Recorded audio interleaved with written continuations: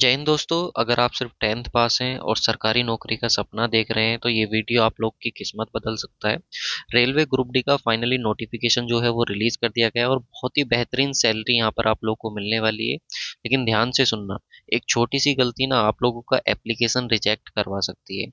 Video को last तक देखना, मैं आप लोग को वो सब बताने वाला हूँ जो आप लोगों से कोई भी डिस्कस नहीं करता। जो हिडन फीचर्स हैं रेलवे ग्रुप डी जॉब के, वो मैं आप लोग के साथ डिस्कस करने वाला हूँ। तो सबसे पहले बात कर लेते हैं। देखो, ऑफिशियल नोटिफिकेशन रिलीज कर दिया गया है और जो ऑफिशियल नोटिफिकेशन आप लोग का, इसमें से जितनी भी इंपॉर्टेंट चीजें थी वो सब मैंने निकाल ली है एक साइड, और मैं वो सब आप लोगों से डिस्कस करने वाला हूँ। ये ऑफिशियल नोटिफिकेशन है जो सिकंदराबाद की वेबसाइट पे आप लोग का रात जो है वो रिलीज कर दिया गया था। तो यहाँ पर देखो, साफ साफ यहाँ पर ये आप लोग का CN09 करके नोटिफिकेशन है। CN09 2025 ऑफिशियल नोटिफिकेशन है। जैसा कि मैंने आप लोगों को बताया, ये आप लोग की RRB सिकंदराबाद की जो वेबसाइट पर है वो रिलीज कर दिया गया था। टोटल वैकेंसी की बात करें तो 21,997 वैकेंसी आप लोग की होने वाली, यानी कि ऑलमोस्ट आप लोग कह सकते हो कि 22,000 वैकेंसी यहाँ पर होने वाली। अब भाई, जैसा कि आप लोगों को मालूम है कि हर साल अब नोटिफिकेशन आएगा रेलवे का, तो इस वजह से आप लोगों को देख ही रहा है कि हर साल वैकेंसी जो है वो कम होने पे है। ठीक है, ये पॉइंट आप लोग को ध्यान रखना है। इसके साथ ही एक और इम्पोर्टेंट चीज है। देखो, कुल जो वैकेंसी है ना, उसमें वैकेंसी पॉइंट्समैन और ट्रैकमैन की भी पद शामिल है। ध्यान से सुनिएगा, ये जो ग्रुप डी की वैकेंसी है इसमें पॉइंट्समैन और ट्रैक मेंटेनर जो होता है उसकी भी वैकेंसी जो है वो शामिल है। और इनके लिए मेडिकल स्टैंडर्ड अलग होता है। तो जब आप लोग पोस्ट प्रेफरेंस को चुनोगे तो ध्यान से चुनिएगा कि अगर आप उस मेडिकल क्राइटेरिया के अंदर आते हो तभी इन वैकेंसी को आप लोग चुनिएगा। अब वो कौन सा मेडिकल क्राइटेरिया, तो वो आने वाली वीडियो में आगे मैं आप लोगों के साथ डिस्कस करने वाला हूँ। ठीक है, तो सबसे पहले बात कर लेते हैं इंपॉर्टेंट डेट्स की। तो इंपॉर्टेंट डेट्स में बात करें हम लोग, तो आप लोग के 31 जनवरी 2026 से फॉर्म स्टार्ट हो जाएंगे और 2 मार्च जो है वो लास्ट डेट होने वाली है। और यहीं पे ध्यान दीजिएगा, जितने भी आप लोग के डॉक्यूमेंट्स हैं जो आप लोग के यूज होने वाले हैं फॉर्म फिल में, जैसे कास्ट सर्टिफिकेट हो गया आप लोग का सेंट्रल गवर्नमेंट का, तो वो सब 2 मार्च 2026 से पहले ही होने चाहिए। ध्यान रखिएगा। और जो करेक्शन विंडो है आप लोग की, अगर फॉर्म में कोई गलती हो जाती है तो 23 फरवरी से लेकर के 4 मार्च तक आप लोग की ओपन रहेगी। लेकिन ध्यान रखिए, अगर आप करेक्शन करते हो तो जो करेक्शन फीस है वो आप लोग को 250 रुपये देनी पड़ेगी। ये साफ साफ ऑफिशियल नोटिफिकेशन में मेंशन है कि आपको 250 रुपये जो है वो करेक्शन फीस पे करनी पड़ेगी। तो अब भाई, पहले ही अपना जो है वो सही से फॉर्म को भरना, क्योंकि ऑलरेडी यहाँ पर आप लोग जो अच्छी खासी फी पे करने वाले हो, उसके बाद अगर आपको 250 रुपये और देने पड़े तो फिर क्या मतलब रह गया है, राइट। तो 31 जनवरी से लेकर के 2 मार्च तक जो है वो आप लोग के फॉर्म फिल होंगे। इसके साथ ही एलिजिबिलिटी की बात करें तो ध्यान रखिएगा, यहाँ पर आप लोग की कुछ पोस्ट जो है ना वो टेक्निकल पोस्ट है। तो कभी आप टेक्निकल पोस्ट हैं तो इसके लिए इन्होंने साफ साफ एक प्रोविजन दिया हुआ है ऑफिशियल नोटिफिकेशन में कि अगर आप ग्रेजुएट हो, यानी कि इंजीनियरिंग बीटेक बीटेक या डिप्लोमा आपने किया हुआ, तो वो उसके लिए एलिजिबल नहीं है। वहाँ पर सिर्फ ITI वाले ही एलिजिबल होंगे। ये अभी मैं आप लोग को बताऊंगा। सबसे पहले एज देखो, 18 से 33 साल की यहाँ पर आप लोग की एज होनी चाहिए। और 1 जनवरी 2026 तक आप लोग की जो है वो एज का कैलकुलेशन होगा, यानी कि 18 से 33 वर्ष के अंदर आप लोग आने चाहिए हो। अगर आप अनरिजर्व या EWS के कैंडिडेट हो तो आपकी जो डेट ऑफ बर्थ है वो 2/1/1993 के बाद की होनी चाहिए, इससे पहले नहीं होनी चाहिए। अगर आप OBC के हो तो 2/1/1990 के आप लोग बाद के होने चाहिए। SC ST है तो आपकी जो डेट ऑफ बर्थ है वो इसके बाद की होनी चाहिए। तो यहाँ पे साफ साफ लिखा हुआ है कि आपका जो जन्म है वो इस डेट से पहले नहीं होना चाहिए। अगर आप इस डेट के बाद के हो तो डेफिनेटली आप लोग फॉर्म फिल कर सकते हो। ये चीज़ ध्यान रखिएगा। बाकी जितनी भी आप लोग की मैंने बता दिया कि जो भी आप लोग की कैलकुलेशन है वो सब आप लोग की जो है वो 1 जनवरी 2026 के बेसिस पे होगी। इसके बाद फीस की, जैसा कि मैंने आप लोगों को बताया, अच्छी खासी फीस आप पे कर रहे हो। तो अगर आप OBC के कैंडिडेट हो तो यहाँ पर आप लोग को 500 रुपये फीस पे करनी पड़ेगी, और SC ST के कैंडिडेट हो या फिर आप फीमेल हो तो आपको 250 रुपये फीस पे करनी पड़ेगी। ये ध्यान रखिएगा। और करेक्शन अगर आप लोग करते हो तो उसके लिए आप लोग को 250 रुपये भाई अलग से पे करने पड़ेंगे। जैसा कि मैंने बताया, केवल 10th पास के लिए आप लोग की वैकेंसी होने वाली है। लेकिन अगर आप डिप्लोमा डिग्री या ग्रेजुएट हो तो वो योग्य नहीं होगे। वो इंजीनियरिंग वाली जो टेक्निकल वाली पोस्ट है उनके लिए इन्होंने साफ यहाँ पे बोला है कि वहाँ पर आप लोग का ITI ही चलेगा। ये चीज़ ध्यान रखिए, कभी आप बाद में कोर्ट वगैरह जाने लगो, केस करने लगो, तो वो इन्होंने साफ साफ नोटिफिकेशन में मेंशन कर दिया। अच्छा, एक और चीज़ ध्यान रखिएगा कि अगर आप OBC के कैंडिडेट हो तो आप लोग 500 रुपये अगर आप लोग पे करते हो तो 400 रुपये आप लोग को जो है फीस रिफंड हो जाएगी। और अगर आप SC ST के कैंडिडेट हो तो आपको भाई 250 फीस जो है वो आप लोग की रिफंड हो जाएगी। लेकिन एक और कैटेगरी इन्होंने दी हुई है, EBC। अगर आप EBC कैटेगरी सेलेक्ट करते हो तो ध्यान दीजिएगा, EBC आप लोग सेलेक्ट करो तो आपके पास आय का प्रमाण पत्र होना जरूरी है, तभी आप उसको सेलेक्ट कीजिएगा। ये ध्यान रखिएगा। चलिए इसके बाद बात करते हैं एग्जाम पैटर्न की। तो ऑफिशियल नोटिफिकेशन में साफ साफ बोला गया है जो एग्जाम पैटर्न पहले था वही आप लोग का रहेगा, सिलेक्शन प्रोसीजर भी सेम रहेगा, बट निगेटिव मार्किंग आप लोग की रहने वाली 1/3 की। ध्यान दीजिएगा, निगेटिव मार्किंग 1/3 की रहने वाली।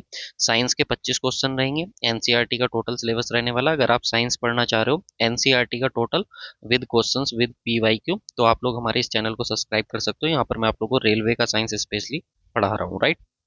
मैथ्स की बात करें तो यहाँ पर 25 क्वेश्चन आते हैं, रीजनिंग की बात करें तो 30 क्वेश्चन है, करंट अफेयर के और जी की जनरल अवेयरनेस के 20 क्वेश्चन आप लोग के आते हैं। इस तरीके से टोटल 100 क्वेश्चन रहते हैं और 90 मिनट्स का आप लोग का टाइम रहता है और 1/3 की निगेटिव मार्किंग रहती है।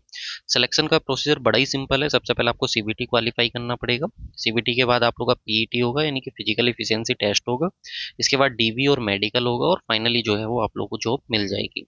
अब बात आती है यहाँ पे पीईटी की, जो फिजिकल इफिशियंसी टेस्ट होता है। इसको लेकर के स्टूडेंट का बड़ा ही कंफ्यूजन रहता है, तो यहाँ पर सब क्लियर करेंगे हम लोग। फिजिकल इफिशियंसी टेस्ट, तो फिजिकल इफिशियंसी टेस्ट में आप लोग याद रखिएगा ये केवल क्वालिफाइंग नेचर का है, यानी कि सिर्फ आपको क्वालिफाई करना है। सबसे पहले सुनो, मेल कैंडिडेट, अगर आप भाई मेल कैंडिडेट हो तो आपको क्या करना पड़ेगा, दो चीजें यहाँ पे करनी पड़ेंगी। पहला, 35 किलोग्राम का वजन उठा करके आपको 100 मीटर चलना पड़ेगा। 2 मिनट का समय आप लोग को मिलेगा, यानी कि 2 मिनट में 35 किलोग्राम वजन उठा करके 100 मीटर आपको कवर करना पड़ेगा। दूसरा, आपको जो है 1 किलोमीटर की रनिंग करनी पड़ेगी 4 मिनट 15 सेकंड में। तो ये दो टेस्ट आप लोग के रहेंगे फिजिकल इफिशियंसी टेस्ट के।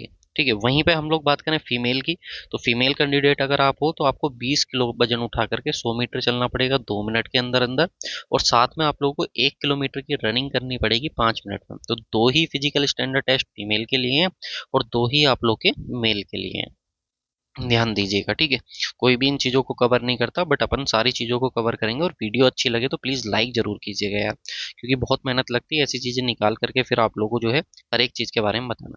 जैसा कि मैंने बताया कि दो पोस्ट बड़ी इंपॉर्टेंट है जिनमें कॉम्पिटिशन सबसे ज़्यादा रहता है। एक होती है आप लोग की पॉइंट्समैन, एक होती है ट्रैक मेंटेनर। तो ध्यान रखिएगा, जो पॉइंट्स मैन है इसमें मेडिकल चाहिए आपका A2 कैटेगरी का। अब सर ये A2 कैटेगरी क्या होती है, तो A2 कैटेगरी होती है कि आप लोगों की बिना चश्मे के जो आई साइट है वो 6/6 की और 6/9 की होनी चाहिए, विदाउट गूगल्स, विदाउट गॉगल्स यानी कि ग्लासेस, और बिना किसी सर्जरी के। ना तो आपने किसी तरीके के चश्मे यूज करे हो, ना ही आपकी सर्जरी हुई हो। अगर ये आई साइट है आपकी तो आप A2 पोस्ट के साथ जा सकते हो। वरना क्या करोगे आप, अगर A2 पोस्ट की कैटेगरी चूज कर लेते हो पॉइंट्समैन की और आपका वो मेडिकल स्टैंडर्ड है ही नहीं, तो फिर भाई कोई मतलब रह ही नहीं गया, आप वहाँ पे रिजेक्ट हो जाओगे। तो इस चीज़ का पहले आप लोग जो है वो ध्यान दीजिएगा, ठीक है। चश्मा आप लोग का अलाउ नहीं है A2 पोस्ट के लिए, यहाँ पे साफ साफ बोला हुआ। अदरवाइज आप लोग मेडिकल में वहाँ पे फेल हो जाओगे, फिर आप लोगों को बाहर कर दिया जाएगा। अगर आप ट्रैक मेंटेनर हो तो यहाँ पर आप लोग के चश्मे अलाउ हैं और आपकी साइड 6/9 या 6/12 की होनी चाहिए चश्मों के साथ। यहाँ पे आप लोगों को कोई दिक्कत नहीं है, राइट। तो ये मेडिकल स्टैंडर्ड है। डॉक्यूमेंट्स की बात कर लेते हैं। अगेन यहाँ पे भी स्टूडेंट जो है वो पता चला ओबीसी का है, जनरल में डाल दिया जाता है।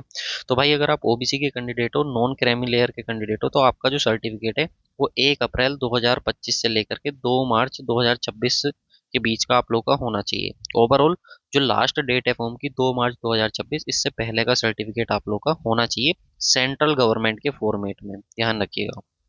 ईडब्ल्यूएस वालों का भी भाई जो आप लोग का 2 मार्च है, इससे पहला पहला आप लोग का सर्टिफिकेट होना चाहिए। फाइनेंशियल ईयर 2024-25 के लिए होना चाहिए, पुराना काम नहीं करेगा, ध्यान रखना, ठीक है। फॉर्मेट का सर्टिफिकेट नंबर जो है वो अपने पास रखें, क्योंकि ये फॉर्म फिलअप में आप लोग का यूज होता है। ये चीज़ आप लोग को पता होगी। इसके बाद जो मिस्टेक्स करते हैं स्टूडेंट फॉर्म फिल करते समय, देखो भाई अपने साइन जो है वो कैपिटल लेटर में मत करना। साइन आप लोग को स्मॉल लेटर में करने हैं, आप लोग को कैपिटल लेटर में नहीं करने। और कर्सिव यूज करोगे तो ज़्यादा अच्छा रहेगा साइन के लिए स्पेशली।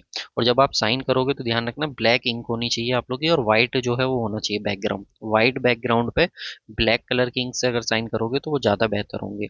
इसके साथ ही लाइव फोटो कैप्चर होगा आप लोग का फॉर्म, वहाँ पे आपको फोटो अपलोड करने का ऑप्शन नहीं आएगा, वहाँ पे लाइव आप लोग का फोटो जो है वो कैप्चर होने वाला है। और सबसे इंपॉर्टेंट चीज़, अगर आप चाह रहे हैं कि एक से ज़्यादा आरआरबी के लिए फिल कर देंगे तो भाई फॉर्म आपका रिजेक्ट हो जाएगा।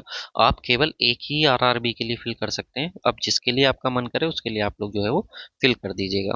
एट लास्ट हम लोग आते हैं अपना वैकेंसी चार्ट पे। तो जैसा कि मैंने बताया, एक आप लोग का A2 लेवल जिसमें मेडिकल है आप लोग का, इसमें आप लोग का हाई कंपटीशन रहता है क्योंकि आप लोग का अपॉइंटमेंट्स की वैकेंसी रहती है और अच्छी जॉब होती है, ठीक है। तो इसमें वैकेंसी आप लोग की लगभग 5,000 है। ट्रैक मेंटेनर जो है इसमें आप लोग की 11,000 वैकेंसी है। तो लगभग 17,000 तो यही हो जाती है। बाकी आप लोग की टोटल लगभग 22,000 वैकेंसी, तो उनमें ट्रैक मेंटेनर और पॉइंट्समैन में जो मेडिकल रहता है वो B1 कैटेगरी का रहता है। यहाँ पे वैकेंसी आप लोग की ज़्यादा है। तो ध्यान दीजिएगा, जब आप लोग प्रेफरेंस कर रहे होगे, वैकेंसी को चूज कर रहे होगे, तो वो एक बार जरूर देख लीजिएगा कि आप किस कैटेगरी में आते हैं, क्योंकि मेडिकल सबसे पहले होना जरूरी है। आप मेडिकली फिट है तो फिर किसी में भी भर दीजिए, कोई फर्क नहीं पड़ रहा है, राइट। और फॉर्म फिल करने से पहले वैकेंसी लिस्ट जरूर देख लेना। बाकी अगर आप मेरे चैनल पर रहोगे तो मैं आप लोग के लिए नेक्स्ट वीडियो जो है वो वैकेंसी की ही लेकर के आने वाला हूँ, किस जोन में कितनी वैकेंसी है, पॉइंट्समैन की कितनी, ट्रैक मेंटेनर की कितनी, और अदर कैटेगरी में जो है वो कितनी कितनी वैकेंसी है। तो वो सब आप लोग यहीं से देख सकते हो। साथ में अगर आपको एनसीईआरटी पढ़ना है, एनसीईआरटी साइंस पढ़ना है, तो भी आप चैनल को सब्सक्राइब करके रखो, क्योंकि वो भी मैं आप लोग को बाईलैंग्वेज हिंदी और इंग्लिश में जो है वो पढ़ाता हूँ। तो thank you so much guys. Video कैसी लगी बताना जरूर, क्योंकि मैंने आप लोग के साथ सारी चीज़ें जो है वो कवर करी हैं। इतनी चीज़ें जो है कोई आप लोगों को नहीं बताएगा इतना डिटेल में। अगर फिर भी आप लोगों को कोई डाउट रह जाता है तो कमेंट कीजिएगा, मैं आप लोग को जो है उसका रिप्लाई कर दूंगा। तो thank you so much for watching this video.